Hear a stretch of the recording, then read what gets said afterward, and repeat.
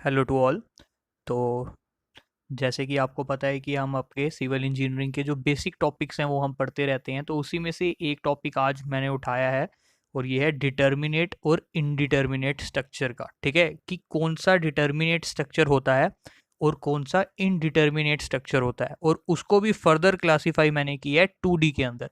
तो आज जो हम बात करेंगे वो सिर्फ 2D के लिए करेंगे कि 2D डिटर्मिनेट स्ट्रक्चर कौन सा होता है और इनडिटर्मिनेट स्ट्रक्चर कौन सा है। तो उसमें भी जो हम बीम्स होते हैं उनकी बात करेंगे। ठीक है, ये भी स्पेशली हमें किसी ने बोला था, स्टूडेंट ने एक, कि सर इसके ऊपर एक छोटा सा टॉपिक बनाओ ताकि हमारा जो कंसेप्ट है वो क्लियर हो सके। तो आज इस टॉपिक में एक्चुअली मैं आपको सिर्फ बेसिक बताने वाला हूँ, क्योंकि अगर आप kinematic determinate structure, indeterminate structure, statically determinate, मैं भी उस पूरी टॉपिक को नहीं पढ़ाऊंगा, वो बहुत बड़ा एक आपका सोम का और स्ट्रक्चर का टॉपिक है, तो उसको तो नहीं मैं अभी छेड़ूंगा। मैं सिर्फ आपको एक छोटा सा पॉइंट यहाँ बताने वाला हूँ, जो डिटर्मिनेट क्या होता है और इनडिटर्मिनेट क्या होता है, और आप 2D स्ट्रक्चर्स को कैसे फाइंड आउट कर सकते हो या 2D बीम्स को कैसे फाइंड आउट कर सकते हो। ठीक है, तो बिल्कुल बेसिक सा टॉपिक है, और इस वीडियो को देखने के बाद आपका बिल्कुल कंसेप्ट जो है, ये मैं आपको गारंटी के साथ बोल सकता हूँ, क्लियर हो जाएगा। और देखो, टेक्निकली तो आपका क्लियर होगा ही होगा, साथ ही साथ अगर आप किसी जेई लेवल का पेपर दे रहे हो तो आपके यहाँ ही से देखना कितने सारे जो क्वेश्चन है वो निकल जाएंगे। ठीक है, तो शुरू करते हैं, देखते हैं कि हम कैसे आपका डिटर्मिनेट और इनडिटर्मिनेट स्ट्रक्चर को डिफाइन करते हैं। ठीक है, तो उसको डिफाइन करने से पहले सबसे पहली चीज़ जो मैं आपको बताना चाहूँगा कि हमारे पास सपोर्ट्स कौन सी होती हैं। ठीक है, तो टाइप्स ऑफ सपोर्ट जो हम लेके चलते हैं वो कौन कौन सी हैं, तो उनके ऊपर मैं पहले आपके साथ बात करूंगा। तो सबसे पहली चीज़ मैंने देखो यहाँ क्या लिखी है, एक्सटर्नल सपोर्ट फिक्स्ड। ठीक है, अब इसको आप अपने डे टू डे लाइफ में जो हम कंस्ट्रक्शन करते हैं उसके साथ रिलेट करके पढ़ेंगे। ठीक है, तो जैसे आपको इस फिगर के अंदर आपको नज़र आ रहा होगा, ये आपका एक बीम है। ठीक है, स्टील बीम है, और ये देखो यहाँ साइड पे जाके बिल्कुल ऐसे फिक्स्ड हो गया होगा। ठीक है, उन्होंने नट बोल्ट का कनेक्शन लेके यहाँ पे इन स्टील बीम को फिक्स किया हुआ है, और ये फिक्स कैसे है, एक्सटर्नली। ठीक है, यहाँ से इस फिगर से आपको क्लियर समझ आया। और हम आपके जब पढ़ते थे या कॉलेज में पढ़ाते थे तो आपको जो फिगर बना के दी जाती थी वो ऐसे दी जाती थी, फिक्स की। ये चीज़ रिप्रेजेंट कर देती है कि आपका जो स्ट्रक्चर है वो क्या हो गया, फिक्स्ड। ठीक है, अब यहीं पे मैं आपको एक चीज़ यहाँ बताऊंगा कि ये तो आपने एक चीज़ लेके चल ली कि ये फिक्स्ड है। अब मुझे बताओ, क्या आप इस स्ट्रक्चर को ऊपर की तरफ धकेल सकते हो? ठीक है, नहीं धकेल सकते। वैसे ही आप इस स्ट्रक्चर को क्या हॉरिजेंटली पुश कर सकते हो? नहीं कर सकते, क्योंकि फिर से वही बात की है, तो फिक्स्ड है। वैसे ही क्या आप इस स्ट्रक्चर को रोटेट कर सकते हो, इस पे मूवमेंट ला सकते हो? नहीं ला सकते। ठीक है, तो इसका मतलब क्या हो गया, इसके ऊपर जो आपकी रिएक्शंस आ रही हैं वो कितनी आ रही हैं, 3 आ रही हैं। और वो रिएक्शंस कौन कौन सी हो जाएंगी, जैसे ये वर्टिकली है, आप इसको ऊपर की तरफ तो उठा नहीं सकते हो, ये क्या हो जाएगा, आर वाई लेके चल लो। वैसे ही हॉरिजेंटली आप इसको मूव नहीं कर सकते हो, इसको आर एक्स लेके चल रहे हो। और वैसे ही आप इसको रोटेट भी नहीं कर सकते हो, तो इसको लेके चल लो एम। इसका मतलब क्या हो जाएगा, आपकी मोमेंट। तो यहाँ पे आपको अगर कोई बोलेगा कि टोटल नंबर ऑफ रिएक्शंस कितनी है यहाँ पे इस मेंबर के लिए, तो आप क्या आंसर दे दोगे, आपका 3। ठीक है, तो याद रखना, एक रिएक्शन तभी आएगी आपके मेंबर के ऊपर जब आप उसमें कोई मूवमेंट कर सको या कोई आप उसमें रोटेशन कर सको। तो इसका मतलब क्या हो गया, जो सपोर्ट आपकी फिक्स्ड होगी वहां पे कितनी रिएक्शंस आएंगी, 3। ठीक है, तो शायद मैंने यहाँ पे पॉइंट एक ऊपर नीचे बोल दिया, आपकी एक रिएक्शन तब आएगी जब आप अपनी स्पोर्ट को मूव ना कर सको या उसको रोटेट ना कर सको। तो इसीलिए जो आपकी ये फिक्स स्पोर्ट है, इस पर कितनी आ गई, 3 आ गई। एक वर्टिकल आ गई, एक हॉरिजेंटल आ गई, और एक इस रोटेशन की आ गई। ये तीनों चीज़ यहाँ पॉसिबल नहीं है, इसीलिए नंबर ऑफ रिएक्शंस यहाँ पे कितनी है, आपकी 3 है। ठीक है, अब देखते हैं आपका सेकेंड पॉइंट, आपका हिंज। ठीक है, हिंज को समझो। सबसे पहली एग्जांपल, एक बेसिक आप एग्जांपल लेके दे सकते हो, आपके घर का जो डोर होता है। ठीक है, उस डोर को आप या तो बाहर की तरफ खोल सकते हो या तो अंदर की तरफ खोल सकते हो। ठीक है, मतलब इसमें रोटेशन जो है एक डायरेक्शन में हो सकती है, और वो डायरेक्शन कौन सी हो जाएगी, आपकी मूवमेंट है ना, तो क्या हो जाएगी, वो रोटेशन आप कर सकते हो। वैसे ही क्या आप इस डोर को ऊपर धकेल सकते हो? नहीं धकेल सकते ना। और वैसे ही क्या आप इस डोर को यहाँ खिसका सकते हो इस तरफ हॉरिजेंटली? नहीं खिसका सकते। एक एग्जाम्पल तो ये आ गई। दूसरी एग्जाम्पल आप लेके चलो, आपने बहुत सारे ब्रिज देखे होंगे, जो कुछ ब्रिज ऐसे होते हैं, ठीक है, ये ब्रिज को आप ऐसे ऊपर उठा भी सकते हो, उठा सकते हो ना। तो ये देखो, इस ब्रिज की जो रोटेशन है वो पॉसिबल है। तो अगर रोटेशन पॉसिबल है तो क्या कोई रिएक्शन आएगी? नहीं। इसका मतलब मोमेंट वाली रिएक्शन तो आपकी नहीं आएगी। वैसे ही क्या आप इस ब्रिज को वर्टिकली ऊपर लिफ्ट कर सकते हो इसकी सपोर्ट से? नहीं कर सकते। और वैसे ही हॉरिजेंटली इसको रोटेट मूव कर सकते हो? नहीं कर सकते। ठीक है, अब ये आपको मैंने यहाँ पे बीम बता दिया है। अब देखो, क्या इसको हम वर्टिकली ऊपर उठा सकते हैं? नहीं उठा सकते। तो यहाँ पे आपकी जो वर्टिकल रिएक्शन है वो आएगी। क्या हम इसको हॉरिजेंटली शिफ्ट कर सकते हैं या मूव कर सकते हैं? नहीं कर सकते हैं। इसीलिए यहाँ पे आपकी जो हॉरिजेंटल रिएक्शन है वो भी आएगी। ठीक है, वैसे ही यहाँ पे जो रोटेशन है वो पॉसिबल है ना। ये डोर की एग्जांपल लेके चलो, रोटेशन जो है पॉसिबल है। इसीलिए आपकी कोई भी जो मोमेंट है, ठीक है, जो आपकी मोमेंट है या जिसको आप रोटेशन लेके चल रहे हो, वो यहाँ पे नहीं आएगी। तो नंबर ऑफ रिएक्शंस जो इस मेंबर के ऊपर आ रही हैं, अगर आपको बतानी हो, कितनी हो जाएंगी? 2। ठीक है, कौन कौन सी? एक वर्टिकल वाली होगी और एक आपकी हॉरिजेंटल वाली होगी। ये होगी आपके दूसरे टाइप की सपोर्ट, जिसको हम बोलते हैं हिंज। अब बात करते हैं आपके तीसरे वाले टाइप की सपोर्ट की, जो आपकी हो जाएगी रोलर।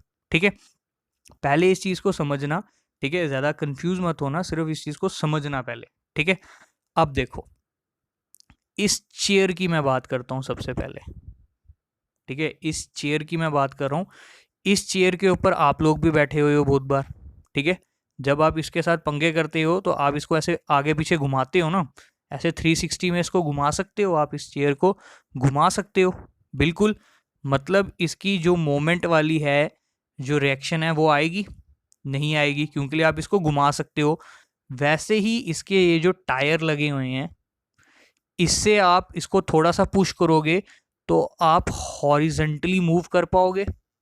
बिल्कुल कर पाओगे, आगे पीछे जा पाओगे। तो इसका मतलब यहाँ पे इसकी जो हॉरिजेंटल रिएक्शन है वो भी नहीं आएगी। पर क्या आप इस चेयर को ऊपर की तरफ उठा सकते हो?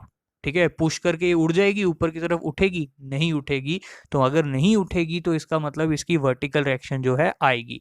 वैसे ही इस रोलर स्पोर्ट की ये एक एग्जांपल दे दी है और एक ये एग्जांपल दी हुई है प्रैक्टिकली। ठीक है, अब हम बात करते हैं आपके फिगर के ऊपर आते हैं। इसके ऊपर आपकी एक तो वर्टिकल रिएक्शन आएगी, बिल्कुल आएगी। हॉरिजेंटल रिएक्शन नहीं आएगी, क्योंकि ये हॉरिजेंटली मूव कर सकता है। और वैसे ही इसके बाद मोमेंट वाली रिएक्शन भी आप कंसिडर नहीं करोगे, क्योंकि इसकी रोटेशन हो सकती है। ठीक है, अब आपसे बात की जाएगी कि टोटल नंबर ऑफ रिएक्शन आपकी रोलर स्पोर्ट पे कितनी होंगी? एक ही होगी, और वो कौन सी वाली होगी? सिर्फ वर्टिकल वाली। ठीक है, यहां तक जो बात मैंने की ये सिर्फ आपकी किसकी होगी? सपोर्ट के ऊपर।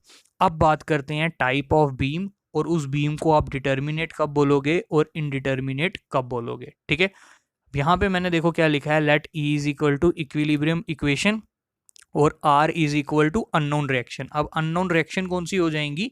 यही वाली, ये आर एक्स, ठीक है, आर वाई, आर एक्स, और ये मोमेंट, ये होगी आपकी रिएक्शंस। और इक्वेशंस क्या होती हैं आपकी? ये इंपॉर्टेंट टॉपिक है। अब आपको यहाँ याद रखना है, आज जो हम पढ़ रहे हैं सिर्फ 2D के लिए, तो 2D के लिए जो इक्विलिब्रियम इक्वेशन होती हैं वो आपकी हमेशा 3 होती हैं। ठीक है, 3 कैसे हो जाएंगी? एक हो जाएगी वर्टिकल, एक हो जाएगी हॉरिजेंटल, और एक हो जाएगी मोमेंट। ठीक है, तो हमेशा आप कितनी लेके चलोगे ई की वैल्यू इस स्ट्रक्चर के लिए जो हम आज पढ़ेंगे?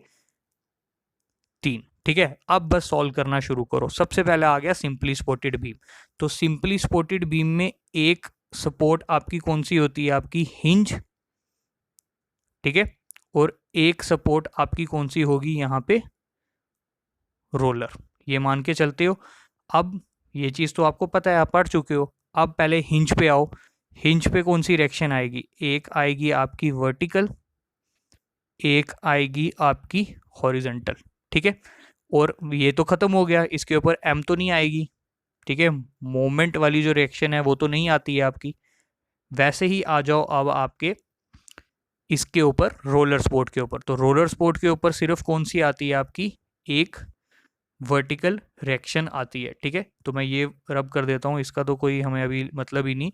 तो अब इसको मैं यहाँ सॉल्व करता हूँ आपके लिए यहाँ पे। ठीक है, अब डिटर्मिनेट स्ट्रक्चर वो स्ट्रक्चर हो जाएंगे जिनको जब आप आर माइनस ई मतलब रिएक्शन माइनस इक्विलिब्रियम इक्वेशन करो तो ज़ीरो आ जाए। ठीक है, वो हो जाएंगे डिटर्मिनेट स्ट्रक्चर, और इनडिटर्मिनेट वो होंगे जो ज़ीरो ना आए। तो बस ये इसको अप्लाई करो और अपने निकाल के देख लो कितनी वैल्यूज आ रही हैं। आर की वैल्यू कितनी है यहाँ पे 3, 3 कैसे हो जाएगी 1, ये 2 और ये 3।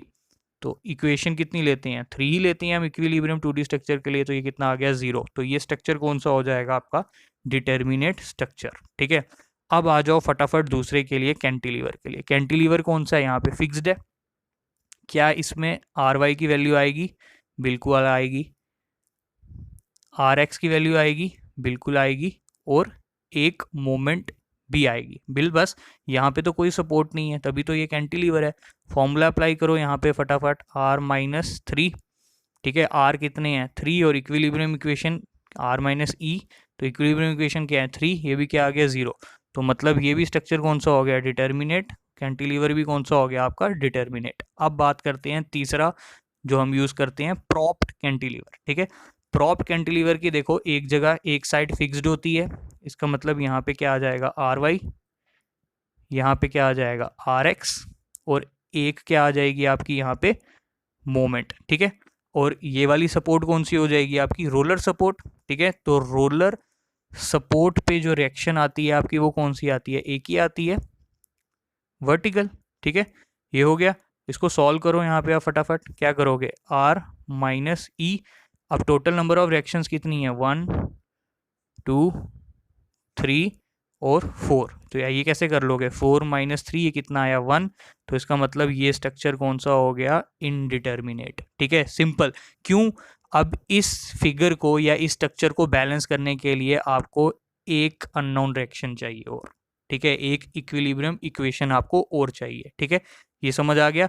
अब फटाफट वीडियो को रोको और पहले खुद से आंसर दो कि फिक्स्ड बीम किसके अंदर आएगा। मैं यहाँ कर देता हूँ, एक रिएक्शन ये आएगी इसकी आर एक्स, एक रिएक्शन इसकी ये आएगी, सॉरी। ठीक है, यहाँ पे कर देता हूँ, ये क्या हो जाएगी आर वाई, ये क्या हो जाएगी आपकी आर एक्स, और ये आपकी क्या हो जाएगी इसकी मोमेंट। वैसे ही इसका ये आ जाएगा आर वाई, इसका आ जाएगा आर एक्स, और इसकी आ जाएगी मोमेंट। ठीक है, फॉर्मूला अप्लाई करो, वही फॉर्मूला लगेगा आर माइनस ई का। आर कितने हो जाएंगे 6, 1 2 3 4 5 6 माइनस 3, पीछे क्या आया 3। अब इसको मतलब 3 अननोन्स इक्वेशन और चाहिए, तो मतलब ये स्ट्रक्चर भी कौन सा हो गया इनडिटर्मिनेट। तो मतलब प्रॉप्ड कैंटिलीवर भी आपका इनडिटर्मिनेट स्ट्रक्चर है और फिक्स्ड बीम भी आपका इनडिटर्मिनेट स्ट्रक्चर है। तो गाइज ये था एक बिल्कुल छोटा सा बेसिक आइडिया कि आपको पता करना हो कि डिटर्मिनेट स्ट्रक्चर कौन सा होता है और इनडिटर्मिनेट स्ट्रक्चर कौन सा होता है। तो ये देखो बिल्कुल बेसिक सा पॉइंट है। टाइम के हिसाब से मैं आपको और इसका जो एडवांस्ड है वो क्लियर करता जाऊंगा, पर अभी के लिए सिर्फ इतना ही काफ़ी है। तो वैसे ही एक जेई का क्वेश्चन यहाँ मैं आपको बता देता हूँ जो आया भी हुआ है JKSSB में। क्या पूछा गया था कि एक नॉर्मल जो आपका 2D स्ट्रक्चर होता है उसकी ई मतलब इक्विलिब्रियम इक्वेशंस कितनी होती हैं। तो ऑप्शन में था 2 3 4 6, तो आपका आंसर जो आपका आंसर हो जाएगा वो क्या हो जाएगा 3। ठीक है, तो ये था गाइज आपका आज का टॉपिक। तो गाइज थैंक यू। ठीक है, बिल्कुल आप लोग ही कमेंट कर रहे हो, इसी वजह से हम ये वीडियो बना रहे हैं। गाइज प्लीज़ लाइक कर दो, शेयर करो, सब्सक्राइब करो, ताकि हम ये जो अपना काम कर रहे हैं ये आगे भी करते रहें। ठीक है, तो ये आप ही के ऊपर डिपेंड करता है कि आप जो टॉपिक्स बोलोगे वही टॉपिक हम लाएंगे। तो गाइज आज के लिए थैंक यू, फिर मिलते हैं नेक्स्ट वीडियो।